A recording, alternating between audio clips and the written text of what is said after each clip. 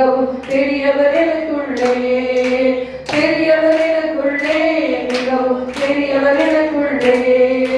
ஒருவராய் பெரிய அதிசயம் செய்கிற பெரியவர் எனக்குள்ளே, ஒருவராய் பெரிய அதிசயம் செய்கிற பெரியவர் எனக்குள்ளே. இயேசு பெரியவரே, இயேசு பெரியவரே, இயேசு பெரியவரே, இயேசு பெரியவரே.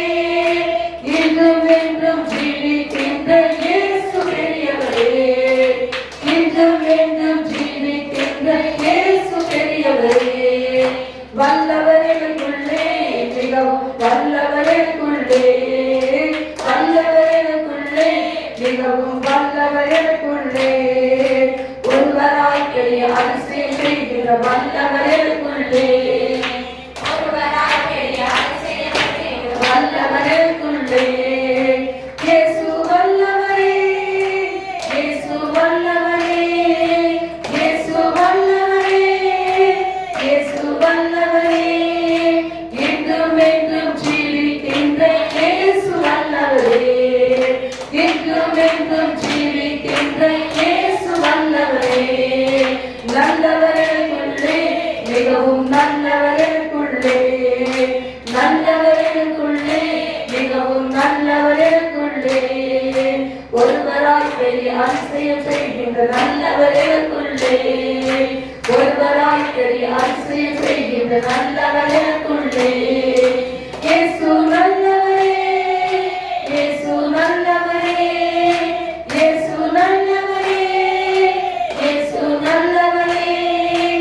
இன்றும் என்றும் ஜீவிக்கின்ற இயேசு நல்லவரே, இன்றும் என்றும் ஜீவிக்கின்ற இயேசு நல்லவரே, இன்றும் என்றும் ஜீவிக்கின்ற இயேசு நல்லவரே, இன்றும் என்றும் ஜீவிக்கின்ற இயேசு நல்லவரே. அல்லேலூயா. மறுதலிக்கிறோமா மகிமைப்படுத்துகிறோமா என்கிற தலைப்பில் தேவ செய்தியை நாம் பார்க்க போகிறோம். நம் ஆண்டவராகிய இயேசு கிறிஸ்துவை மறுதலிக்கிற பிள்ளைகளாய் நாம் இருக்கிறோமா அல்லது மகிமைப்படுத்துகிற பிள்ளைகளாக நாம் இருக்கிறோமா என்கிற தலைப்பில் தேவ செய்தி பார்க்க போகிறோம். மத்தேயு 10:32, 33 வசனங்களை வாசிக்க கேட்கலாம். மனுஷர் முன்பாக என்னை அறிக்கை பண்ணுகிறவன் எவனோ அவனை நானும் பரலோகத்தில் இருக்கிற என் பிதாவின் முன்பாக அறிக்கை பண்ணுவேன். மனுஷர் முன்பாக என்னை மறுதலிக்கிறவன் எவனோ அவனை நானும் பரலோகத்தில் இருக்கிற என் பிதாவின் முன்பாக மறுதலிப்பேன். மனுஷர் முன்பாக என்னை அறிக்கை பண்ணுகிறவன் எவனோ. இன்னைக்கு மனுஷர் முன்பாக அறிக்கை பண்ணுகிறதுனா என்ன அர்த்தம்? ஒருவேளை இந்த மத்தேயு 24 சொன்னப்பட்டபடி ஏதோ அதிகாரிகளுக்கு நடுவில் ஒரு நாள் நம்மளை கொண்டு போய் நிறுத்தி இயேசு கிறிஸ்துவை குறித்து சாட்சி சொல்கிறது கிடையாது. அது ஒரு காலம். நான் இந்த காலத்திலேயே ஆண்டவர் சொல்லுகிறாரு, சபைக்கு வருகிற நாம ஆண்டவரை குறித்து அறிக்கை பண்ணுகிறதாக இருக்கிறோமா, இல்லை நமது செயல்களால் நமது வாழ்க்கை முறையால் நாம் வெளியே செய்கிற காரியங்கள் மூலமாக கர்த்தரை மறுதலிக்கிறவர்களாக இருக்கிறோமா? மனுஷர் முன்பாக எல்லா இடத்துலையும் வேலை செய்கிற பிள்ளைகளுக்கு எல்லா இடத்துலையுமே தேவனுடைய பிள்ளைகளாக இருக்க மாட்டாங்க. புறஜாதிகள் நடுவில், எல்லா ஜாதி ஜனத்தை சார்ந்த பிள்ளைகள் நடுவில் தான் படிக்கணும், வேலை செய்யணும், பிஸ்னஸ் பண்ணணும். அதே மாதிரி நாம் வாழ வேண்டி இருக்கு. குடும்பத்தில் கூட இன்னும் சில பேர் என்ன செய்யலை, ரட்சிப்புக்குள்ளாக வரல. அப்போது குடும்பத்தில் ரட்சிக்கப்படாத பிள்ளைகள் நடுவில் நாம் கர்த்தரை மகிமைப்படுத்துகிறோமா மறுதலிக்கிறோமா, இதை நாம் நினச்சி பார்க்க வேண்டும். இந்த கடைசி காலம் எப்போ ஆண்டவருடைய வருகை வரும்னு தெரியாது. இந்த உலகத்துக்கு என்ன சம்பவிக்கும் என்பது நமக்கு தெரியவே தெரியாது. இந்த வாழ்க்கை ஒரு பெரிய பிரதானமாக நினச்சோம்னா நம்ம ஆண்டவருக்கு பிரியமாக வாழவே முடியாது. நான் இன்றைக்கி காண்கிற வாழ்க்கை தான் உலகத்தில் சம்பாதிக்கணும், சேர்த்து வைக்கணும், பிள்ளை குட்டியை பார்க்கணும், வீடு கட்டணும், கடனாவது வாங்கி என்னத்தையும் செய்யணும், ஆடம்பரமான ஒரு வாழ்க்கை வாழணும். இதையெல்லாம் நினச்சோம்னா நம்ம நித்திய வாழ்க்கையை நம்ம அனுபவிக்கவே முடியாது. இந்த வாழ்க்கையை பொறுத்து நித்திய வாழ்க்கை கிடையவே கிடையாது. கர்த்தருடைய ஆண்டவர் சொல்லியிருக்கிறாரு, உலகத்திலே உங்களுக்கு பொக்கிஷங்கள் நிறைய இருக்கும்போது உங்கள் இருதயம் என்ன செய்யும்? உன் பொக்கிஷம் எங்கே இருக்குதோ அங்கே தான் உன் இருதயமே இருக்கும். சில பேருக்கு என்னது, உறவுகள் பொக்கிஷமாக இருக்கும். உறவுகள் இல்லாமல் அவங்களால என்ன செய்ய முடியாது, வாழவே முடியாது. ஃப்ரெண்ட்ஸு வேணும், அதான் அவங்களுக்கு பொக்கிஷம். சில பேருக்கு நகைகள், சில பேருக்கு வேறு என்னென்ன பல காரியங்கள் பொக்கிஷமாக இருக்கும். எனக்கு கிடைச்ச ஒரு நண்பனை மாதிரி யாருமே கிடையாது, அதனால் அந்த நண்பன் தான் இவங்களுக்கெல்லாம் பொக்கிஷம். பல காரியங்கள் பொக்கிஷமாக இருக்கும். அப்போ அந்த பொக்கிஷம் எது உங்களுக்கு பொக்கிஷமாக தெரியுதோ, ஆண்டவரோட மேலே தெரியுதோ, அங்கே தான் உங்கள் இருதயமே இருக்கும். அந்த இருதயத்தை பிச்சு இழுத்துக்கிட்டு வர முடியாது. இது ஒரு மனுஷரால் கூடாது. இயேசுவே சந்தர்ப்பம் கொடுக்குறார். அவர் என்ன செய்கிறார்? இருதய கதவை தட்டி கொண்டு நிற்கிறார். ஒருவன் கதவை திறந்தால் அவர் உள்ளே வந்து பிரவேசிப்பார். ராஜாவாக இருக்க விரும்புகிறார். இருதயத்தை ஆளுகிற தேவனாக இருக்க விரும்புகிறார். நாயகன், இதய நாயகனாக அவர் இருக்கணும்னு விரும்புகிறார். நம்ம என்ன நினைக்கிறோம்? அவர் வரட்டும், ஆனாலும் ஒரு லிமிட்டுக்கு மேலே என்னை என்ன செய்யக்கூடாது, டிஸ்டர்ப் பண்ணவே கூடாது. அந்த வாழ்க்கை வாழுகிறோம். எத்தனை கிறிஸ்தவர்கள் பாருங்கள், குடும்பங்களில் குடிக்கிறது, சிகரெட் பிடிக்கிறது, சீட்டாடுறது, அல்ல போதை மருந்து பழக்க வழக்கங்கள் பண்ணுகிறது, கெட்ட ஃப்ரெண்ட்ஷிப் வைக்கிறது, தகாத உறவு வைக்கிறது, கணவன் இல்லாத மனைவி அல்லாத உறவுகளை வைத்து கொண்டு இருக்கிறது, இந்த சரீரத்தை பாவத்துக்கு ஒப்பு கொடுக்கிறது, பண ஆசையினால் மற்றவருடைய சொத்துக்களை அபகரிக்கிறது. இப்படி பல காரியங்கள் கிறிஸ்தவர்களாகி நம் நடுவில் இருக்குமானா, இன்னைக்கு ஆண்டவர் சொல்கிறார், நீ என்னை மறுதலிக்கிறாய். நீ கிறிஸ்தவன்னு சொல்லிக்கிட்டு, பெந்தகோஸ்தே சபைக்கு போகிறேன்னு சொல்லிக்கிட்டு நீ என்னை மறுதலிக்கிறவனாய் காணப்படுகிறாய். இன்னைக்கு ஆவியானவர் எங்கே உண்டோ அங்கே விடுதலை உண்டு. இன்னைக்கு கர்த்தருடைய ஆவியானவர் நிறைந்த ஒரு இடத்திற்கு நாம் வருகிறோம். ஆனால் விடுதலை இல்லாமல் நம்ம போகும்போது கர்த்தருடைய இருதயம் என்ன செய்யும்? அதிகமாக வலிக்கும். எப்படி நீங்கள் எவ்வளோ நல்லா சொல்லி உங்கள் பிள்ளைகள் கீழ்ப்படியில்லைன்னா உங்கள் மனசு எப்படி இருக்கும்? இன்னைக்கு வாலி பிள்ளைகள்லாம் வரவே இல்லை. நிறைய குடும்பத்தில் இருக்க பிள்ளைகள் வரல. 15 வயசு 16 வயசுனா அது வாலிப பிள்ளையா இல்லை குழந்தையா? நீங்களே யோசித்து பார்த்துக்கங்க. இளம் வாலிப வயதிலேயே சின்ன பிள்ளையிலேயே அந்த பிள்ளைகளை இங்கே கொண்டு வரும்போது தான் அந்த பிள்ளை என்ன செய்யும்? நல்ல பிள்ளையாக வளர முடியும். இயேசுவானவர் ஞானத்திலையும் வளத்திலையும் தேவ கிருபையிலையும் மனிதர் தயவுலையும் அதிகமாய் விருத்தி அடைந்தார். இன்னைக்கு யாருக்கும் எனக்கு பெனிஃபிட்டுக்காக நான் உங்கள் பிள்ளைகளை ஏன் கூட்டு வரலன்னு கேட்கல. இந்த நாள்லேயே நீங்கள் வளர்க்க தவறிட்டீங்கன்னா அது இன்னும் கொஞ்சம் பெருசாச்சுன்னா நிச்சயமாக கீழ்ப்படியாது. கொஞ்சம் சம்பாதிக்க ஆரம்பிச்சதுன்னா நிச்சயம் கீழ்ப்படியாது. அப்போ காலேஜ் போனவுடனே கீழ்ப்படியாது. படிச்சுக்கிட்டே நான் வேலை செய்கிறேன்னு சொல்லும். அம்மா அப்பாட்ட பெர்மிஷன் மெதுவாக கேட்கும். அப்புறம் அப்படியே வேலைக்கு போக அப்புறம் அம்மா அப்பாவை மதிக்காது, தேவனையும் மதிக்காது. இப்போ கர்த்தருடைய வார்த்தை சொல்லு, உன் செயலினாலே நீ என்ன செய்கிறாய்? என்னை மறுதலிக்கிறாய். என்னை மறுதலிக்கிற ஒரு வாழ்க்கை வாழ்ந்து கொண்டு இருக்கிறாய்.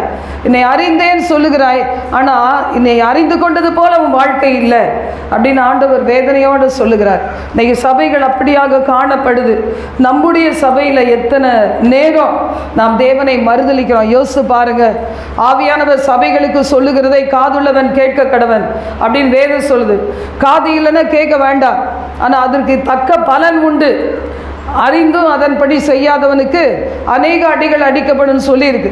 அதனால தான் கூட்டிகிட்டு வாங்க. அது ஒரு எவ்வளோ பெரிய குடிகாரனாக இருந்தால் கூட வரட்டும், அப்படியே உட்கார்ந்தா கூட தேவ பிரசன்னம் அந்த மனுஷனை மாற்ற முடியும். ஒரே ஒரு வார்த்தையாவது அந்த மனிதனை தொட முடியும். அதனால தான் குடும்பங்களாக வாங்கன்னு சொல்கிறது. கர்த்தருடைய வார்த்தை சொல்லுகிறது, மனுஷர் முன்பாக என்னை அறிக்கை பண்ணுகிறவன் எவனோ. தைரியமாக இன்றைக்கி அறிக்கை பண்ணதுனால தான் தானியேலை குறித்து இன்றைக்கும் நம்ம வேதத்தில் எழுதப்பட்டிருக்குது, வாசிக்கிறோம். இன்றைக்கி மனுஷர் முன்பாக, நம்ம சொந்த குடும்பத்தினர் முன்பாக, உங்களுடைய சொந்த குடும்பத்தினர் முன்பாக நீங்கள் வேலை செய்கிற இடத்துல கர்த்தரை மகிமைப்படுத்துகிறீங்களா? மறுதலிக்கிறீங்களா? அவங்களோட சேர்ந்து உலகத்துக்கு ஒத்த வேஷம் போட்டுக்கொண்டு வாழ்கிறோமா? சில பேர் நினைக்கிறது என்னென்னா, அவங்க இயேசுவை ரட்சகராக ஏற்றுக்கொள்ளலை, ஆனால் என்ன மாதிரி வசதியாக இருக்காங்க, நானும் கர்த்தரை ஏற்றுக்கொண்டு நான் என்ன செய்கிறேன், நான் இப்படி இருக்கிறேனே, ஒரு மனுஷனுக்கு அதாவது பொதுவான ஒரு காரியம் எதுலேருந்து தொடங்குது?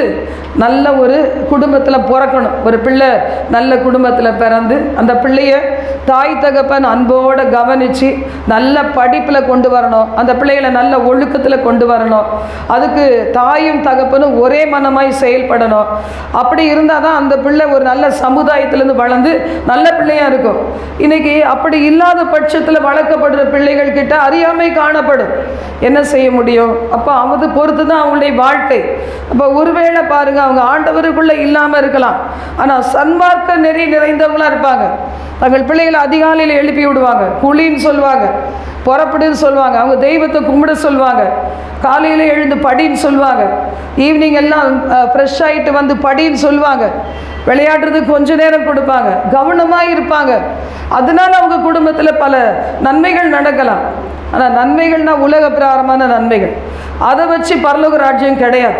அப்படி மட்டும் நினச்சி இவங்கள போல் நான் இல்லை, எங்கள் தெய்வம் எனக்கு என்ன செய்தார் சொன்னீங்கன்னா நீங்கள் மறுதளிக்கிறவங்க மட்டும் இல்லை, துரோகியான யூதாஸை விட கேவலமானவங்க தான். கர்த்தருடைய வார்த்தையை தான் சொல்லுகிறது. என்னை நீ மறுதளிக்கிறாயா? உன் இருதயத்தின் ஆழத்தில் இவங்களே பெற்று வாழ்க்கை வாழ்கிறாங்களே அப்படி நினைக்கிறாயா? அப்படி நினச்சேன்னா நீ என்னை மறுதளிக்கிறாய். என்னை மகிமைப்படுத்துகிற குணம் உங்ககிட்ட இல்லவே இல்லை, உலகத்தையே பார்க்குற அப்படின்னு சொல்லி ஆண்டவர் இன்றைக்கு மன வேதனைப்படுகிறார். மார்க்கு 14ஆம் அதிகாரத்தில் 54 முதல் சில வசனங்களை நாம் வாசிக்கும்போது, பேதுரு தூரத்திலே அவருக்கு பின் சென்று பிரதான ஆசாரியனுடைய அரமனைக்குள் வந்து சேவகரோடு கூட உட்கார்ந்து நெருப்பண்டையிலே குளிர் காய்ந்து கொண்டு இருந்தான். ஆண்டவர் இயேசு கிறிஸ்துவுடைய வாழ்க்கையில் இவைகளெல்லாம் சம்பவிக்க வேண்டும் என்று என்னென்ன சொன்னாரோ அது சம்பவிக்கும்படி எல்லா காரியங்களும் நடந்தது. ஆண்டவர் சொன்னார், இந்த ராத்திரியில் மேய்ப்பனை வெட்டுவேன், மந்தையின் ஆடுகள் சிதறடிக்கப்படும் என்று சொன்ன வசனம் நிறைவேறப் போகிறது என்று சொன்னார். அதே மாதிரி தான் இயேசுவை பிடித்து கொண்டு போகிறாங்க, சீஷர்கள் எல்லாம் ஓடி போகிறாங்க. ஏன்னா அவர்களுக்கு என்ன பயம் வந்துருச்சு, நம்மை இவர்கள் இயேசுவோட பிடித்து கொண்டு போயிடுவாங்களோ என்கிற பயத்தினால் அவர்களெல்லாம் ஓடி போயிட்டாங்க. ஆண்டவர் இயேசு சொன்ன வார்த்தை அப்படியே நிறைவேறினது. அப்போ பார்த்தீங்கன்னா இந்த இடத்துல பேதுரு என்ன செய்கிறான்? ஆண்டவர் மேலே பிரியம்தான், ஆனால் பேதுரு தூரத்திலேயே பின் சென்றான். பேதுரு என்ன செய்கிறாரா? ஆண்டவரை வந்து இயேசு கிறிஸ்துவை பிரதான ஆசாரியனுடைய அரமனைக்குள்ளே கொண்டு போகிறாருங்க. இவர் வந்து என்ன செய்கிறாரா? உட்கார்ந்து சேவகரோடு கூட உட்கார்ந்து நெருப்பண்டையிலே குளிர் காய்ந்து கொண்டு இருந்தான். சிலருக்கு குளிர் விட்ட ஒரு ஜீவியம்தான். அப்படின்னா என்ன அர்த்தம்? அதான் வந்தால் பார்த்துக்கலாமே, மரணம் தானே, வந்தால் பார்த்துக்கலாம், சமயம் வந்தால் மனம் திரும்பிக்கலாம், சமயம் வந்தால் இந்த திருட்டு பொருளை அவங்களுக்கு கொடுக்கலாம், இல்லை நம்மளே வச்சு என்ன செய்யலாம், மூடி போட்டு மூடிக்கலாம்னா அவங்க வந்தால் பார்க்க போகிறாங்க. இதெல்லாம் வந்து குளிர் காய்கிற ஒரு அனுபவம். வாலி பிள்ளைகள் தங்களுக்கு தேவன் தவறு செய்வீங்க, உடனே தண்டனை வரலன்னா ஆண்டவர் என்னை தண்டிக்கல, அப்போ அப்ரிஷியேட் பண்ணுறாது பொழுது இதை நாங்கள் தொடர்ந்து செய்வோம். அது சொல்கிறதுலாம் ஒரு குளிர் காய்ந்த ஒரு அனுபவம். இங்கேருந்து வந்து தேவனுடைய ஊழியத்தை செய்தும் பரிசுத்தம் இல்லாமல் இச்சையடக்கம் இல்லாமல் அந்த இருதயத்தை காத்து கொள்ளாமல் இருக்கிறது குளிர் காய்கிற ஒரு அனுபவம். இயேசுன்னு யாருன்னு தெரியுது, ஊழியத்தில் உள்ள மேன்மை தெரியுது, ஆனால் ஊழியத்தை செய்கிறதுக்கு அர்ப்பணிப்பு இல்லை.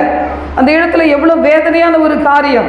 மனிதர்களுக்கே வேதனை, அந்த ஆண்டவருக்கு எவ்வளோ வேதனை இருக்கும் யோசித்து பாருங்க. கர்த்தருடைய வார்த்தை சொல்லுகிறது, குளிர் காய்ந்து கொண்டு இருந்தாராம். ஆண்டவர் மேலே கண்ணு இருக்குது, ஆனால் மனசெல்லாம் எப்படி இருக்குது? பயத்தில் இருக்குது. எங்கே நம்மளையும் பிடித்து கொண்டு போயிடுவாங்களோ. நிறைய பேருக்கு அப்படி தான்.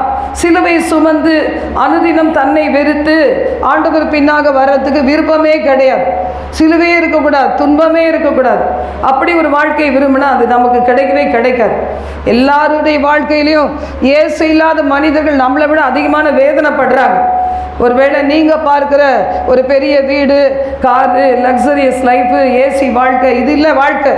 அதுக்கு பிறகு அவங்களுடைய வாழ்க்கையை நீங்கள் யோசித்து பாருங்கள். எத்தனையோ காரியங்கள் அவங்க நமக்கு மறைப்பாங்க. நம்மக்கிட்ட என்ன செய்வாங்க? வாயை துருவி எல்லாத்தையும் கேட்டு தெரிஞ்சுக்குவாங்க. அவள் இயேசு இல்லாத வாழ்க்கை ஒரு வாழ்க்கை இல்லைங்கிறது அவங்களுக்கும் தெரியும். அது ஒரு நாளில் இல்லைன்னா தெரியும். ஆக மொத்தத்தில் பிசாசு எப்படி கொடுக்குறானோ அதே மாதிரி அத்தனையும் எடுத்துக்கொள்ளுவான். இன்னைக்கு பல விதங்களில் போகலாம். இயேசுதான் வழி, சத்தியம், ஜீவன். இதை தவிர வேற ஒரு வழி இருக்குதா? அப்படி நம்ம யோசித்து பார்த்தோம்னா நம்முடைய இருதயத்தின் ஆழத்தில் இருக்க அந்த எண்ணத்துக்கே பிசாசின் கிரியைகள் நம்மளை விட்டு போகாது. கர்த்தருடைய வார்த்தை சொல்லுகிறது 56ஆம் வசனம், அதற்கு அவர், அநேகர் அவருக்கு விரோதமாய் பொய் சாட்சி சொல்லியும் அந்த சாட்சிகள் ஒவ்வவில்லை. எங்கே இருக்கீங்கன்னு தெரியல. மார்க் 14ஆம் அதிகாரத்தில் படிச்சுட்டு இருக்கேன். இப்போ ஆண்டவர் பாருங்க, ஆண்டவருக்கு விரோதமாய் பொய் சாட்சி தேடுகிறாங்க. அநேகர் பொய் சாட்சி சொல்லுகிறாங்க, எதுவுமே ஒத்து வரல. அப்போ சில பேர் என்ன செய்கிறாங்க, எழுந்து அவன் சொன்னான், இந்த தேவாலயத்தை 3 நாளைக்குள்ளே கட்டி எழுப்புவேன், இதெல்லாம் இடிக்கப்படும், 3 நாளைக்குள்ளே கட்டி எழுப்புவேன் அப்படின்னு அவன் சொன்னான் அப்படின்னு சொல்கிறாங்க. அப்போ பிரதான ஆசாரியன் என்ன செய்கிறாரு, எழுந்து நடுவே நின்று இயேசுவை நோக்கி கேட்குறாரு, இதோ உனக்கு விரோதமாய் இத்தனை சொல்கிறாங்களே, நீ ஏதாவது சொன்னீங்கன்னா உன்னை காப்பாற்றுவேனே. அப்போ அவர் ஒரு மறு உத்தரவும் சொல்லலை. அடுத்தது கேட்குறார், நீ கிறிஸ்து தானா, தேவனுடைய குமாரனாகிய கிறிஸ்து தானா? ஆமாம் அப்படின்னு அவர் என்ன சொல்கிறார், இயேசு சொல்கிறார், நான் தான் அவர். மனுஷகுமாரன் சர்வ வல்லவரின் வலது பார்சத்தில் வீற்றிருப்பதையும் வானத்தின் மேகங்கள் மேல் வருவதையும் நீங்கள் காண்பீர்கள். உடனே பிரதான ஆசாரியனுக்கு ஐயோ, இவன் இவ்வளோ பெரிய பாவமான வார்த்தையை சொல்லிட்டானேன்னு வஸ்திரத்தை கிழித்து கொள்ளுகிறான். இவன் மரணத்துக்கு பாத்திரன். இப்போ இதில் பாருங்க, அந்த குளிர் காய்ந்து கொண்டிருந்ததுனால பேதுருவுக்கு நடந்த காரியம் என்ன என்பதை நம்ம 66ஆம் வசனம் முதல் வாசிக்கலாம். அத்தருணத்திலே பேதுரு கீழே அரண்மனை முற்றத்தில் இருக்கையில் பிரதான ஆசாரியனுடைய வேலைக்காரர்களில் ஒருத்தி வந்து குளிர் காய்ந்து கொண்டிருக்கிற பேதுருவை கண்டு அவனை உற்று பார்த்து, நீயும் நசரேயனாகிய இயேசுவோடே இருந்தாய் என்றார். உலகம் நம்மளை உற்று பார்க்கும். நம்ம நினைப்போம் நம்மளை யாருமே பார்க்கல, நம்ம ராத்திரி நேரத்தில் தான் பாவம் செய்ய போகிறோம், இல்லை மத்தியானம் எல்லாம் கதவடிச்சிட்டு உள்ளே கிடப்பாங்க, அப்போ தான் நாங்கள் போகிறோன்னு நினைக்கலாம். சமாரிய ஸ்திரீயை மாதிரி மத்தியான நேரத்தில் ஒருத்தரும் வரமாட்டாங்க, கிணத்தண்டைக்கு போகலாம், ஏதாவது பாவம் செய்ய ஆள் கிடைக்குமான்னு பார்த்துட்டு போனால். அந்த மாதிரி பார்த்தீங்கன்னா இந்த இடத்துல நம்ம நினைக்கலாம். ஆனால் நம்மை உற்று பார்க்குற அநேகம் கண்கள் பார்த்துட்டு தான் இருக்குது. ஒரு முறை நான் ஒரு நல்ல ஒரு ஊழியக்கார சகோதரியோடு நாங்கள் ஒரு இடத்துக்கு போயிருந்தோம். போயிட்டு வரும்போது பார்த்தீங்கன்னா திரும்பி ரிட்டர்ன் வரும்போது ஒரு கார் வந்து எங்களை விருகம்பாக்கம் வரைக்கும் பின்னாடி தொடர்ந்து வந்துக்கிட்டே இருந்துச்சு. நாங்கள் எங்கே போனாலும் எந்த ஸ்பீடில் போனாலும் அந்த ஸ்பீடில் வருவாங்க, நிறுத்துவாங்க. எனக்கு வேறு பயமாக இருந்துச்சு, அவங்க பயப்படல. அப்புறம் அவங்க சொன்னாங்க, இல்லை சார், நம்மலாம் ஊழியத்தில் இருக்கும்போது பெரிய ஊழியக்காரங்களை கண்காணிக்க நிறைய பேர் இருப்பாங்க, எங்கே போகிறாங்க, எங்கே ஸ்டே பண்ணுறாங்க, எப்படி செலவு பண்ணுறாங்க, இவங்களுடைய காரியங்களை பார்க்குறதுக்கே ஒரு சிலர் இருப்பாங்க. ஒருவேளை அப்படியே இருக்கலாம், நம்மக்கிட்ட பாவம் இல்லை, நம்ம எதுக்கு பயப்படணும் என்று சொல்லும்போது நினச்சேன், இப்படி கூட ஆட்கள் இருப்பாங்களான்னு நினச்சேன். அது மாதிரி இன்றைக்கி நீங்கள் நினைக்கலாம், நம்மளை யார் பார்க்குறது. ஆனால் இந்த ஸ்திரீ என்ன செய்தாளா, அவர் குளிர் காய்ந்து கொண்டிருக்கிற பேதுருவை கண்டு, நீயும் நசரேயனாகிய இயேசுவோடு இருந்தாய் அப்படின்னு சொல்லும்போது அவன் எனக்கு தெரியாது அப்படின்னு சொல்லிட்டு என்ன செய்கிறான், வாசல் மண்டபத்துக்கு போனான். அடுத்தது, அப்பொழுது சேவல் கூவிற்று. வேலைக்காரி அவனை மறுபடியும் கண்டு, இவன் அவர்களில் ஒருவன் என்று அருகே நின்றவர்களுக்கு சொன்னார். அவன் மறுபடியும் மறுதலித்தான். சற்று நேரத்திற்கு இன்னொருத்தி சொல்ற, அப்பவுமே இல்லை இல்லை இயேசுவண்ணா இல்லவே இல்லை. இன்னைக்கு அப்படி தான் நிறைய பேர். இப்போவே சொன்னீங்கன்னா இனி வரும் உபத்திரவ காலம் ஒருவேளை வந்துச்சுன்னா நீங்கள் எத்தனை பேர் நான் இயேசுவின் பிள்ளைன்னு சொல்லுவீங்க? இல்லை இல்லை, நான் வந்து இந்த சிஸ்டர் கூப்பிட்டா தான் வந்தேன்னு சொல்லுவாங்க சில பேர். அது கவலையே கிடையாது. எப்படின்னா ஒரே சாவுதான், இல்லை உயிர் வாழ்ந்துகிட்டே இருக்க போகிறோமா என்ன? மகிமையான அந்த மரணத்துக்கு மூலமாக தான் நம்ம ஆண்டவர்கிட்டே போக போகிறோம். சிஸ்டர் தான் சொல்லிவிட்டான்னு சொல்லுங்கள் ரொம்ப சீக்கிரம். அதனால இந்த இரத்த சாட்சியாக மறிச்சா என்ன இல்லை, பாவங்கள் நினைக்க மாட்டார். இரத்த சாட்சியாக மறிச்சா நேராக பரலோகம்தான். அதில் ஒரு நியாய தீர்ப்பு, நியாயஸ்தானத்துக்கு முன்னாடி நிற்கணும், அதெல்லாம் இல்லை, ஜாலியாக போயிடலாம். அதை பற்றி கவலையே இல்லை.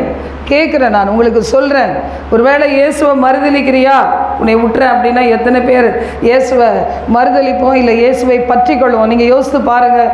அது மாதிரி இந்த இடத்துல இவன் மறுபடியும் சொல்கிறான், அந்த இயேசு எனக்கு தெரியாது, மறுதலித்தான். இன்றைக்கி சில பேர் அப்படி தான் சொல்லுவாங்க பாருங்கள். எங்கேயாவது ஏதாவது ஒன்று இன்றைக்கி ஒரு 5000 ரூபா 6000 ரூபா கொடுக்குறாங்கன்னா அங்கே போய் நின்றுட்டு, நீ கிறிஸ்டியனா இந்துவா? இல்லை நான் இந்து தான், இந்த மாதிரி சும்மா டைம் பாஸிங் இப்படி போய் உட்காந்துட்டு வரேன், அவ்வளோதான். என்ன நீ சர்ச்சில் போனேன் நான் பார்த்தேனே அப்படின்னா, ஆமாம் போவேன், சும்மா நேரம் போக்குது, வீட்டில் யாரும் இல்லையா, ஆனாலும் சர்ச்சுக்கு போயிட்டு என்ன செய்வேன், ஞாயிற்றுக்கிழமை அப்படி உட்காந்துட்டு வந்தேன்னா அடுத்த ஞாயிற்றுக்கிழமை தான் போவேன். ஞாயிற்றுக்கிழமை 1 மணி நேரம் ஆண்டவருக்கு நான் போவேன். அடுத்த ஞாயிற்றுக்கிழமை எனக்கும் இயேசுவுக்கும் எனக்கும் இந்த சபைக்கும் ஒரு சம்பந்தம் இல்லை. இப்படி சொல்கிறவங்க நிறைய பேர் இருக்கலாம். மனம் திருமணம். ஆண்டவர் நினையாத வேளையில் வருவார். நினையாத நேரம் மரணம் சம்பவிக்கும். நம்ம எங்கே போகணும் அந்த கோலை நினச்சி நம்ம என்ன செய்யணும்? ஓடணும். வாசிப்போம் வசனத்தை. மறுபடியும் அருகே நிற்கிறவர்கள் பேதுருவை பார்த்து, மெய்யாகவே நீ அவர்களில் ஒருவன், நீ கலிலேயன், உன் பேச்சு அதற்கு ஒத்திருக்கிறது என்றார்கள். இவ்வளோ விளக்கமாக சொல்ல வேண்டியிருக்கு. மெய்யாகவே நீ அவர்களில் ஒருவன், இயேசுவோடு இருந்த உன் பேச்சு அதை வெளிப்படுத்துகிறது, நீ கலிலேயன். இவ்வளோ டீட்டெயில் சொன்னப்புறம் தான் என்ன சொல்கிறான்? நீங்கள் சொல்லுகிற மனுஷனை நான் அறியேன் என்று சொல்லி சத்தியம் பண்ணுறான். சத்தியமாக தெரியாது இயேசு, சபிக்கிறான். அப்போ பார்த்தீங்களா? அப்போ இங்கே பேதுரு மட்டும்தான் நான் மறுதளித்தார். இன்றைக்கி நம்மளை யோசித்து பாருங்கள், எத்தனை முறை மறுதளிக்கிறோம். ஆண்டவரை அறிந்தும் அவருடைய வார்த்தையை அறிந்தும் மறுதளிக்கிறோம். இந்த வந்துகிட்டே இருக்க சிஸ்டர் வரவே மாட்டாங்க. நம்ம வருவாங்க போல இருக்குது நம்ம நினச்சிட்டு அந்த வேலையை வச்சுட்டே இருப்போம். ஃபோன் அடித்து என்ன செய்ய மாட்டாங்க? ரெஸ்பாண்டே பண்ண மாட்டாங்க. ஃபோன் அடித்து இவங்க பதில் சொன்னால் தானே பிரச்சனை. காதையை கேட்காத மாதிரி இருந்துட்டா ஒரு நாள் காதையை கேட்காம போயிடும். அப்போ என்ன பண்ணுவாங்க தெரியல, ஹியரிங் எய்ட் போட வேண்டியதுதான். அப்போ பாருங்கள், ஆண்டவருடைய வார்த்தை சொல்லுது, நீ இயேசுவை மறுதலிக்கிற கும்பலில் இருக்கிறியா, இல்லை என்னை மகிமைப்படுத்துகிற கும்பலில் இருக்கிறியா அப்படின்னு ஆண்டவராக கற்று சொல்கிறார். எது வரைக்கும் நம்ம ஆண்டவருக்குள்ளே ஒழுங்காக இருக்கணும்? முடிவு பரியந்தம் நிலை நிற்கிறவனே ரட்சிக்கப்படுவான் என்று வேதம் சொல்லுது. மத்தேயு 24 பாருங்கள், முதல் 14 வசனங்கள் அதெல்லாம் பார்த்தீங்கன்னா ஆண்டவர் அந்த வருகை குறித்து அவர் சொல்கிறார். நான் வர்றதுக்கு முன்னாடி இவைகளெல்லாம் சம்பவிக்கும் என்று சொல்லி அநேக காரியங்கள், பூமி அதிர்ச்சி, பாழாக்கம், கொள்ளை நோய்கள், பஞ்சங்கள் எல்லாமே வரும். உபத்திரவங்களுக்கு ஒப்பு கொடுப்பாங்க. அப்போ என்ன செய்வீங்க? நீங்கள் அநேகர் இடரல் அடைந்து ஒருவரை ஒருவர் காட்டி கொடுப்பீர்கள். இதெல்லாம் சபையில் நடக்கும்னு போட்டிருக்கு. ஒருவரை ஒருவர் ஒரு சகோதரனுக்கு விரோதமாய் எழும்புவான் என்று வேதம் சொல்லுது. அநேக கள்ள தீர்க்கதரிசிகள் எழும்புவாங்க. இவங்க சொன்ன வார்த்தையெல்லாம் சரியில்லை, என்கிட்ட வாங்க, நான் சொல்லித்தரேன் பாரு. ரெண்டாவது ஒரு டிரான்ஸ்லேஷன் வருவாங்க. அப்போ ஆண்டவர் பாருங்க சொல்கிறார், அக்கிரமம் மிகுதியாவதினால் அநேகருடைய அன்பு என்ன செய்கிறோம்? தளர்ந்து போகும். இன்னைக்கு வீட்டில் இருக்க துக்கத்தை பார்க்கும்போதே நிறைய பேருக்கு ஆண்டவர் மேலே இருக்க அன்பு என்ன செய்து தளர்ந்து போகுது. சாய்ஸ் மேயர் சொல்லுவாங்க, ஒரு உபத்திரவத்தின் பாதை கூட சும்மா விட்டுறாத. அந்த பாதையில் நீ போகும்போது எப்படி நீ நடந்து கொள்ளுகிறாயோ அதை பொறுத்து உன் வாழ்க்கையினுடைய வருங்காலத்தில் நீ அனுபவிக்கிற வெற்றிகள் இருக்கும். ஏன்னா அந்த பாதையில் நம்ம மௌனமாய் தேவ ஆலோசனையின்படி நடந்தோன்னா ஏகப்பட்ட கிருபைகளை பெற்றுக்கொள்வோம். இது வேணாம் அப்படின்னு சொல்ல முடியாது. நான் நினச்சி பார்ப்பேன் அடிக்கடி, நமது வாழ்க்கையிலலாம் எவ்வளோ பிரச்சனை. என்னுடைய வாழ்க்கையில் நான் கல்யாணத்துக்கு முன்னாடி ஒரு சுயநலவாதி தான் சொல்லணும். எதை பற்றியும் கவலையே பட மாட்டேன். நான் உண்டு, என் வேலை உண்டு, வேலைக்கு போகிறது என்னமோ வரது என்னமோ, வீட்டில் என்ன நடக்குது எனக்கும் சொல்ல மாட்டாங்க. நானே ஒரு அந்நியராக மாதிரி தான் அங்கே இருந்தேன். ஏன்னா என்னை ஒரு பிரயோஜனம் இல்லாத மாதிரி தான் நினச்சிருந்தாங்க. அப்படி நான் பாட்டில் இருந்தேன். ஆனால் கல்யாணம் முடிஞ்ச பிறகு பார்த்தீங்கன்னா மொத்த பாரமும் தலை மேலே விழும்போது நான் நினச்சி பார்த்தேன். ஆனால் இந்த பாரங்கள் எல்லாம் என்னை இயேசுக்குள்ளே கொண்டு வந்தது.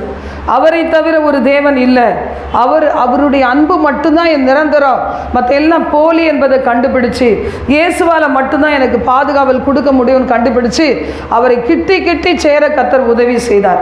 எவ்வளோ உபத்திரம் வருதோ, எவ்வளோ அடி உழுதோ, எத்தனை மனிதர்கள் விரோதமாக எழும்புகிறாங்களோ, எத்தனை பிரச்சனைகளை நான் சந்திக்கிறனோ, அவ்வளோக்கு அவ்வளோ நான் கர்த்தரண்டையில் போயிட்டேன்.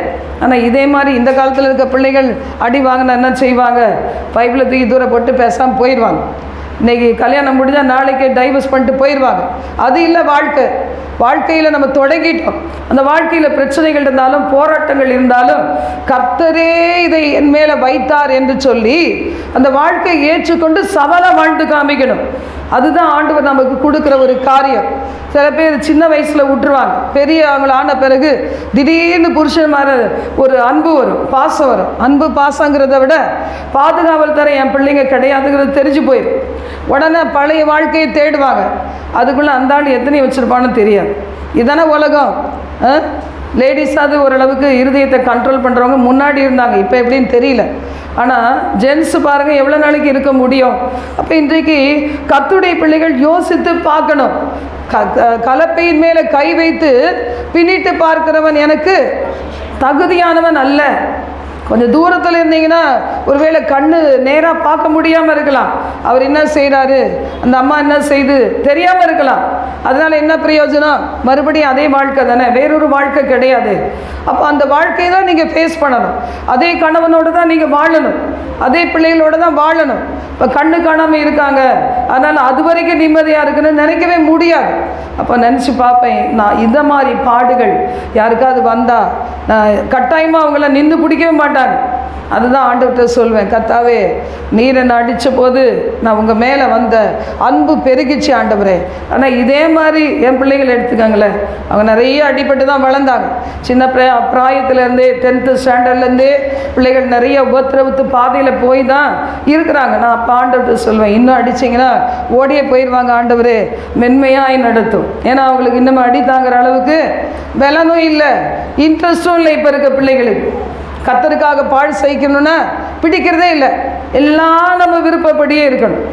நான் ஆரம்ப காலத்தில் ரொம்ப கவலைப்படும்போது என் ஹஸ்பண்டுடைய ரிலேட்டிவ் சொல்லுவாங்க, ஒரு சகோதரி சொல்லுவாங்க, நீ விரும்புகிற மாதிரிலாம் ஒருத்தன் வேணும்னா என்ன செய்யணும், பொம்மையை தான் வாங்கி வைக்கணும். மனுஷன்ல மனுஷன் வித்தியாசமாக தான் இருப்பான். நீ வளர்ந்தது ஒரு விதம், அவன் வளர்ந்தது ஒரு விதம், இப்படி விதவிதமாக இருக்கவங்க தான் இணைத்து வைக்கிறார் ஆண்டவர். இதை நீ வாழ்ந்து காமிக்கணுமே தவிர உட்காந்து அழக்கூடாது, அறிவில்லையா அவனுக்கு அப்படி கேட்பாங்க. அப்போ பார்த்தீங்கன்னா இதெல்லாம் தான் கர்த்தர்கிட்ட என்னை கொண்டு சேர்த்துது. இன்றைக்கி எத்தனை பேர் அந்த மாதிரி ஒரு கஷ்டங்கள் வரும்போது, பாடுகள் வரும்போது, சிலுவை சுமக்கும் போது, நம்ம நினையாத காரியங்கள் நம்முடைய வாழ்க்கையில் நடக்கும்போது இருக்கிறீங்க. கர்த்தரை மறுதலிக்கிற வாழ்க்கையா இல்லை கர்த்தரை மகிமைப்படுத்துகிற ஒரு வாழ்க்கையா என்பதை யோசித்து பார்க்கணும். கர்த்தரை வார்த்தை சொல்லுகிறது, 13ஆம் வசனம் 14ஆம் வசனத்தை வாசிப்போம். முடிவு பரியந்தம் நிலை நிற்பவனே ரட்சிக்கப்படுவான். ராஜ்யத்தினுடைய இந்த சுவிசேஷம் பூலோகம் எங்கும் உள்ள சகல ஜாதிகளுக்கும் சாட்சியாக பிரசங்கிக்கப்படும். அப்போது முடிவு வரும். அக்கிரமம் மிகுதியாவதினால் எல்லாருடைய இறுதி என்ன செய்யுமா, சோர்ந்து போ. நினைச்சது ஒன்று, நடந்தது இன்னொன்று. ஆண்டவரே ஏதாவது ஒரு பக்கம் எனக்கு ஆறுதல் இருக்காதா? அதுக்கு தான் ஆறுதலுக்கு இயேசு இருக்கிறார். இயேசுவை அறிகிற அறிவை நமக்கு கொடுத்தார். இல்லைன்னா நம்ம வாழ்க்கை என்னவாகும் பாருங்கள். நான் எவ்வளோ பாவியாக இருந்தாலும் இயேசு என் மேலே அன்பு கூர்ந்தாரு. சும்மாவா வந்து நம்ம ஆண்டவர்கிட்ட வலையில் மாட்டினோம். நானும் பல முறை ஆண்டவரை விட்டு ஓடிடலான்னு பார்த்தேன். இந்த ஊழியத்தை நினைக்கும் போது பார்ப்பேன், எல்லாருக்கும் அவங்க பிரச்சனை, உள்ள ஆசாமி கிடந்துட்டு வம்புக்கு வருவானா நான் நினைப்பேன், இந்த மனுஷர்கள் இப்படிலாம் விரோதிக்கிறாங்களே, எங்கேயாவது ஓடிடலாம் அப்படின்னு பல முறை நினச்சி பார்த்தேன். அங்கேருந்து எல்லாம் தூக்கி எடுத்து இங்கேயே கொண்டு வந்து போட்டார். இப்போ 3 வருஷமாக பிரதிஷ்டையோடு வாழ உதவி செய்திருக்கிறார். இயேசுவுக்காக முடிவு பரைந்தும் வாழணும், என் கூட யார் இருந்தாலும் சரி இல்லாட்டாலும் சரி என்கிற நினைப்புக்கு இப்போ 3 வருஷமாக தான் நான் டெடிகேட் பண்ணியிருக்கேன் முழுமையாக. அப்போ கர்த்தர் பாருங்கள், ஆண்டவருடைய வார்த்தை சொல்லுகிறது, அக்கிரமம் மிகுதியாவதினால் அநேகருடைய அன்பு தணிந்து போகலாம், ஆனால் நீ முடிவு பறிந்த நிலை நில்லு, அப்போ தான் நீ ரட்சிக்கப்படுவாய். ஆண்டவருடைய ராஜ்யத்தின் சுவிசேஷம், தேவனுடைய ராஜ்யம் என்று ஒன்று இருக்குது, எனக்குள்ளே இருக்குது. உங்களுக்குள்ளே தேவனுடைய ராஜ்யம் இருக்குதா? இருக்குதா? 1-2 பேர் சொல்கிறாங்க, மற்றவங்களுக்கெல்லாம் இல்லையா? இருக்குது. தேவனுடைய ராஜ்யத்தை உடையவர்களாக இருக்கிறோம். பிசாசு துரத்தப்பட்ட பின்பு தேவனுடைய ராஜ்யம் ஒரு ஊமையினுக்குள்ளே வந்துருச்சு. பிசாசு துரத்தப்பட்ட பின்பு, லேகியோன் பிசாசு துரத்தப்பட்ட பின்பு ஆண்டவராக இயேசு கிறிஸ்து உள்ளே வந்துட்டார். அவரது ராஜ்யம் வந்துருச்சு. அவரது ராஜ்யம் என்ன? புசிப்பும் குடிப்பும் அல்ல, நீதியும் சமாதானமும் பரிசுத்த ஆவியானவரால் உண்டாகிற சந்தோஷம். தேவனுடைய ராஜ்யம் எனக்குள்ள இருந்தால் என் வாழ்க்கையில் என்ன இருக்கணும்? நீதியான ஒரு வாழ்க்கை. 2வது என்ன இருக்கணும்? சமாதானம் நிறைந்த வாழ்க்கை. 3வது என்ன இருக்கணும்? பரிசுத்த ஆவியானவரால் உண்டாகிற சந்தோஷம் இருக்கணும். இன்னைக்கு சந்தோஷம் நமக்குள்ளே இருக்குதா? ஆவியானவர் தான் சந்தோஷத்தை கொடுப்பார், நம்முடைய துக்கங்களிலிருந்து நீக்குவார். அவருக்கு இடம் கொடுக்கணும், அவருக்குள்ள மகிழ்ந்திருக்கிற ஒரு வாழ்க்கை வாழணும். கர்த்தர் நல்லவர். எபேசியர் 4ஆம் அதிகாரம் 11 முதல் 24 கூட நாம் வாசிக்கிறோம். இதில் ஒரு வசனம் சொல்லப்பட்டிருக்கு, கிறிஸ்துவை நீங்கள் இவ்விதமாய் கற்றுக்கொள்ளவில்லையே. ஆண்டவரை எப்படி நம்ம கற்றுக்கொண்டோம்? ஒவ்வொரு நாளும் வசனங்களை கேட்கும்போது நாம் என்ன செய்கிறோம்? கற்றுக்கொள்ளுகிறோம். வாசிங்க, ஒரு சில வசனங்கள் வாசிக்கலாம். மேலும் நாம் அனைவரும் தேவனுடைய குமாரனை பற்றும் விசுவாசத்திலும் அறிவிலும் ஒருமைப்பட்டவர்கள் ஆகி கிறிஸ்துவனுடைய நிறைவான வளர்ச்சியின் அளவுக்கு தக்க பூரண புருஷராகும் வரைக்கும், பூரண புருஷராகும்படிக்கு ஆண்டவர் உங்களை உங்களை என்னையும் இந்த இடத்துல வச்சிருக்கிறார். இந்த செய்தியை கேட்கிற நீங்கள் பூர்ண புருஷராகணும்னு ஆண்டவருடைய வாஞ்சை, தேவனுடைய குமாரனை பற்றும் விசுவாசத்திலும் அறிவிலும் ஒருமைப்பட்டவர்களாய் கிறிஸ்துவனுடைய நிறைவான வளர்ச்சியின் அடைவதற்கு தக்கதாக பூர்ண புருஷராகும் வரைக்கும் பரிசுத்தவான்கள் சீர்பொருந்தும் பொருட்டு சுவிசேஷ ஊழியத்தின் வேலைக்காகவும் கிறிஸ்துவின் சரீரமாகிய சபையானது பக்தி விருத்தி அடைவதற்காகவும் அவர் சிலரை அப்போஸ்தலராகவும் சிலரை தீர்க்கதரிசிகளாகவும். இந்த இடத்துல அப்போஸ்தலர்கள் எத்தனை பேர் இருக்கும் யோசித்து பாருங்க. 40 நாள் ஃபாஸ்டிங் இருந்தோம், ஜெபம் பண்ணோம். அப்போஸ்தலர்கள் தீர்க்கதரிசிகள் இருக்கிறோமா? சுவிசேஷர்கள் இருக்கிறோமா? மெய்ப்பர் இருக்கிறோமா? முன்னாடிலாம் பார்த்தீங்கன்னா பெரிய சபைகள், அதாவது சில சிஎஸ்ஐ சபைகளில் பார்த்துருக்கேன். அங்கெல்லாம் என்ன செய்வாங்க, மிஷினரி ஊழியத்துக்குன்னு அர்ப்பணித்த பிள்ளைகள் இருப்பாங்க. மிஷினரி ஊழியம்னா கஷ்டமான ஊழியம்தான். அது நார்த்தில் மிஷினரியாக இருக்காங்க. நம்மளாம் இந்த இடத்துல என்ன செய்கிறோம்?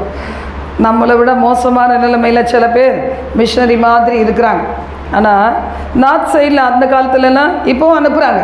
அவங்க என்ன செய்வாங்க, எல்லாத்தையும் இதெல்லாம் விட்டுட்டு அந்த இடத்துக்கு தேசத்துக்கு போய் அங்கேயே இருப்பாங்க. அவங்க மரண பரிந்து அங்கே இருப்பாங்க. என்ன நடந்தாலும் அவங்க தேவனுக்காக முழுமையாக ஒப்பு கொடுத்துருப்பாங்க. இதெல்லாம் தெரிஞ்சு கூட ஒப்பு கொடுக்குற பிள்ளைகள் அந்த நாளில் சபையில் இருந்தாங்க. இந்த இடம் விபிஎஸில் கேட்டேன், யாராவது கர்த்தருக்கு ஊழியம் செய்கிறீங்களாப்பா? எவனுமே கை தூக்கவே இல்லை. எல்லாவனும் பார்த்தான், ஐயோ இந்த ஊழியனாவே எப்படி இருக்குது, பாடுகள் நிறைஞ்சது. அதான் தெரியுது, பாடு இருந்தாலும் மகிமை எவ்வளோ மகிமையானது பாருங்கள். நான் இங்கேருந்து என்னுடைய பிள்ளைகளுடைய வீட்டில் நான் போன தடவை அவர் 6 மாதம் தங்க வேண்டிய சூழ்நிலை இருக்கும்போது அங்கேருந்து ஈவினிங் ஆராதனை பார்ப்பேன். மார்னிங் கூட யாரையும் ஒரு சிலரை நம்ம வசனம் கொடுக்கறதுக்கு கொண்டு வந்துடுவோம். அப்படி இருந்துச்சு அந்த நாளில். அப்போ பார்த்தீங்கன்னா இப்போ நம்மளே எழுந்திருக்கிறோம். நான் உங்களில் ஒரு சிலரை உருவாக்கி கொண்டு வர கடவுள் உதவி செய்கிறார். அப்போ அந்த நாளில் இல்லாதனால அப்படி எழுப்பும்போது அவங்கள வைக்கும்போது ஈவினிங் ஆராதனை கொஞ்சம் பேர் தான் வருவாங்க, மற்ற பேர் இப்போ லிங்கில் வராங்க. இருந்தாலும் நினச்சி பார்ப்பேன், அந்த ஈவினிங் ஆராதனை எவ்வளோ மகிமையானது.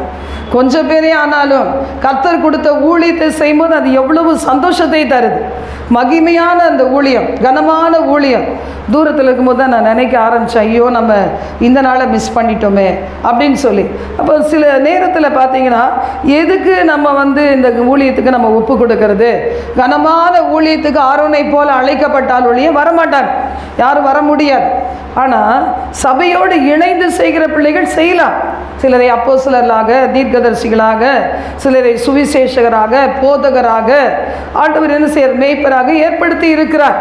இப்போ நம்ம ஊழியத்துலலாம் இருக்கணும், இதெல்லாம் செய்கிற ஆட்கள் இருக்கணும், ஆண்டவர்கிட்ட வாஞ்சிக்கணும். அப்போ நம்ம இனி குழந்தைகளாக இராமல், சில பேர் பைபிளே திறக்கலை பாருங்கள், அவங்க பாட்டில் கன்னத்தில் கை வச்சுட்டு பேசாமல் இருக்கிறாங்க. அது யார் பிரசங்கிறாங்களோ அதை பொறுத்தான் பைபிளே எடுப்பாங்க. சில பேர் அப்படியும் வராங்க. அது எனக்கு ஒன்றும் வருத்தமே கிடையாது. கர்த்தரை துக்கப்படுத்துகிற ஒரு காரியம். வசனம் சொல்லுகிறது, நாம் இனி குழந்தைகளாயிராமல் சூதும் வஞ்சிக்கிறதுக்கு ஏதுவான தந்திரமுள்ள போதகமாகிய பலவித காற்றினாலே அலைகளைப் போல அடிபட்டு அலைகளாக இருக்கக்கூடாது. அன்போடு என்ன செய்யணுமா, சத்தியத்துக்கு கீழ்ப்படிய வேண்டும். இதெல்லாம் நீங்கள் நிறைய பார்த்துக்கலாம். 20ஆம் வசனத்தை வாசிப்போம். நீங்களோ இவ்விதமாய் கிறிஸ்துவை கற்றுக்கொள்ளவில்லை. ஆண்டவரை கற்றுக்கொள்ள தான் இங்கே வந்திருக்கிறோம். ஒவ்வொரு நாளும் சபைக்கு வர்றது என்னது, சபையில் இருக்க குறைவுகளை தேவன் பார்த்து அவர் சொல்லுகிறார். அந்த வார்த்தையை நம்ம என்ன செய்கிறோம், கேட்கிறோம். அதில் 18ஆம் வசனத்தில் சொல்லப்பட்டிருக்கு, புறஜாதிகளை போல இருக்காதீங்க. ஆண்டவர் சிலரை புத்தியில் அந்தகாரப்பட்டு இருதய கடினத்தினால் அவள் அறியாமையில் இருக்கும்போது படி ஒப்பு கொடுக்கிறார். உணர்வில்லாதவர்களாய் சகல அசுத்தங்களையும் ஆவலோடு நடப்பிக்கும்படி தங்களை காம விகாரத்துக்கு ஒப்பு கொடுத்திருக்கிறார்கள். நீங்க அப்படி கற்றுக்கொள்ளவில்லை, கிறிஸ்துவை அப்படி கற்றுக்கொள்ளவில்லை, தூங்கவும் கற்றுக்கொள்ளவில்லை. ஆனால் சில பேர் தூங்கினா என்ன அர்த்தம், அவங்க பரலோகத்துக்கு போக விரும்பலை. இப்படியே போய் நரகத்தில் விழுந்த பிறகு அந்த நெருப்பு பட்ட உடனே எழுந்துக்கலான்னு இருக்கிறாங்க, அவங்க தூங்குறாங்க பாருங்க. கர்த்தருடைய வார்த்தை சொல்லுது, நீங்களோ இயேசு கிறிஸ்துவை இப்படி கற்றுக்கொள்ளவில்லை. அப்போ இது மாதிரி இன்னைக்கு நம்ம என்ன செய்யணுமா, நம்ம பழைய மனுஷனை அழிச்சு புதிய மனுஷனை தரித்து கொள்ள வேண்டும். நமது செயல்களினாலே நம்ம ஆண்டவரை துக்கப்படுத்தி அவரை தவறாக காமிச்சு கொடுக்குறோமா? ஆண்டவர் இயேசுவை நீ எல்லாம் ஒரு கிறிஸ்டியன் தானே எத்தனை பேர் கேட்டிருப்பாங்க. நீங்கள் யோசித்து பாருங்கள். நீங்களாம் சபைக்கு போகிறவங்களா கேட்டவங்க இருக்காங்களா இல்லையா? நீ எதுக்கு வெள்ளைப்படவை கட்டுறன்னு கேட்டவங்க இருக்காங்களா இல்லையா? நான் தான் சில நாள் வெள்ளைப்படவை கட்டுறது பிடிக்காமலே இருந்துச்சு. சரி அப்புறமா ஏதோ ஒரு நேரமாவது கட்டலான்னு கட்டிகிட்டு இருக்கேன். வெள்ளை புடவை கட்டுறவங்க நிறைய பேர், வெள்ளை ட்ரெஸ் போடுறவங்க நிறைய பேர், எல்லாம் இயேசுவின் பிள்ளை கிடையாது. அதனால் இன்றைக்கி ஆண்டவராகிய கர்த்தர் கேட்குறார், நீ உன்னுடைய வாழ்க்கையில் என்னை மறுதலிக்கிறாயா, என்னை மகிமைப்படுத்துகிறாயா? ஒவ்வொரு நாளும் நீ யோசித்து நட, அதன்படி தான் அவனவன் கிரியைக்கு தக்க பலனை நான் அவனவனுக்கு தருவேன்னு சொல்லியிருக்கிறாரு. எவ்வளோ தடவை கேட்டாலும் மனமே திரும்பலைனா ஆண்டவர் சொல்கிறார், என்ன செய்வேன்? சடுதியாய் நீ நாசமடைவாய் அப்படின்னு சொல்லியிருக்கு. அப்போ சடுதியான அந்த கஷ்டத்துக்குள்ளே விழுந்து விடாதபடி, நித்திய நரகத்துக்குள்ளே விழுந்து விடாதபடி, பாடுகளுக்கு உட்பட்டு விடாதபடி கேட்கிற நம்ம தேவனுக்கு ஒப்பு கொடுப்போம். கர்த்தர் நம்மை ஆசீர்வதிப்பார். எழுந்து நிற்கலாம். எங்கள் பரலோக தேவனே, உமக்கு நாங்கள் நன்றி செலுத்துகிறோம். கேட்ட இந்த வசனத்துக்கு என்னையும் அன்றை கேட்டுக்கொண்டிருக்க தமது பிள்ளைகளையும், இங்கே வராத பிள்ளைகள் தூர இடத்துல இருக்கும்போது அவர்களுக்கும் இந்த செய்தியை தூதர்கள் கொண்டு சென்று அவள் கேட்கும்படி செய்வீராக. ஆண்டவரே, நீர் மனம் இறங்கும். எங்களை சபையின் பிள்ளைகள் ஆண்டவரே கிறிஸ்துவை எப்படி கற்றுக்கொண்டிருக்கிறார்களோ, ஆண்டவரே வேத வசனத்தின் அடிப்படையில் இங்கே வந்தால் மட்டும் இல்லை, ஒவ்வொரு நாளும் வேத வசனத்தை வாசித்து வாசித்து கற்றுக்கொண்டு இருக்கிறார்களோ, அதன்படி நடக்க நீர் எங்களுக்கு கிருபை தருவீராக. ஒவ்வொருவருக்கும் கிருபை தருவீராக. நாங்கள் உம்மை மறுதலிக்கிறவர்களாக அல்ல, மகிமைப்படுத்துகளாக இருக்க கர்த்தர் எங்களுக்கு பலன் தார். கடைசி கொடிய காலத்திலே வாழ்கிறோமே, அனலும் இல்லாமல் குளிரும் இல்லாமல் இராதபடி அக்னியாய் இருக்க உதவி செய்யும். கேளுங்க, ஆண்டவர்கிட்ட கேளுங்க. நமக்கு அக்னியாய் இருக்கணும். சேவான போல எத்தனை பாடுகள் படும்போது அவன் முகம் தேவ தூதன் முகத்தை போல பிரகாசித்தது போல. ரிமாலபா ஷபா லகரத ஹந்தரபா. கேளுங்க கேளுங்க கேளுங்க. மேலானதை வாஞ்சிங்க, பூமிக்குரிய கீழானதையே பார்த்துட்டு வாழாதீங்க. நித்திய ராஜ்யம், நித்திய ஜீவன், இதற்காக வாழுகிற ஒரு வாழ்க்கை தான் கிறிஸ்தவ வாழ்க்கை. வாஞ்சிக்கிற பிள்ளைகள், கேட்கிற பிள்ளைகள், தங்களை அர்ப்பணிக்கிற பிள்ளைகளுக்கு இரக்கம் செய்வீராக. ஆண்டவரே, எங்களோடு தங்கிரும். ஆண்டவரே, இந்த சத்தியம் அவர்களை புடமிடட்டும். இந்த சத்தியம் என்னை புடமிடட்டும். இந்த சத்தியத்திற்கு நாங்கள் கீழ்ப்படியும் வரைக்கும் ஆவியானவர் எங்களோடு இடைப்படுவீராக. ஒவ்வொருவரையும் அணைத்துக் கொள்ளும் தகப்பனே. ஆண்டவரை இம்மையிலும் அருமையிலும் பேர் பெற்ற பிள்ளைகளாய் மாற்றுவீராக. அந்த கரத்தில் எல்லாவற்றையும் ஒப்பு கொடுக்கிறோம். நீங்க பொறுப்படுங்க, வழி நடத்துங்க. எல்லா துதியும் கனமகிமையும் கர்த்தர் ஒருவருக்கே செலுத்துகிறோம். இயேசுவின் மூலம் பிதாவே, ஆமென். ஆமென்.